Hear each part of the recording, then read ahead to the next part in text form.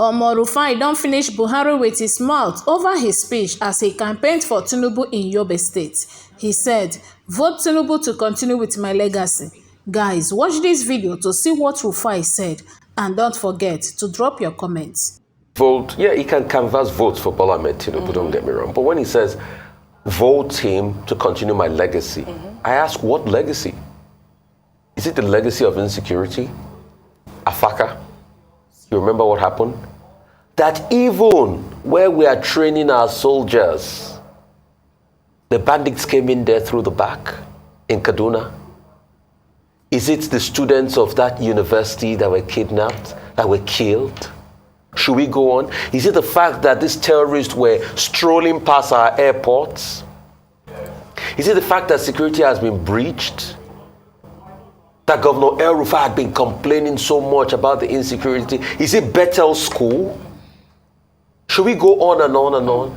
Is it also the fact that Governor Zulum of Borno State has come out to say that even 2 local governments are still under Boko Haram? Is it Zabamari? So what are the legacies? Is it high inflation rates? Oji, I put it to you, you are poorer now in Naira terms than you used to be 8 years ago. Because you see, what 100 million Naira could get you now, or 50 million Naira could get you now, it can't get you that again. No, absolutely. So is it education that you now have over 20 million out of school people? Because you see, when we put out this data by the development agencies, they always go to controvert it. But I'm like, put up your own data that shows. So it's not just about making arguments. It's about putting up your own data. Stat Sense we read said between 2012 and 2022, over 35,000 people. Thank God I showed you that data, Ayo. In Borno State alone. If the government says it's like, put out your own data. And that was the point that was made by a lot of Nigerians as well. You know, the president should have used this opportunity to also talk about his wins. Ayo, let me take a tweet before I come to you. This is from King, who wrote, yesterday in Yola, Nigerians were expecting Buhari to talk about his achievements in the past 7 years that should have made them vote APC again, but never mentioned one.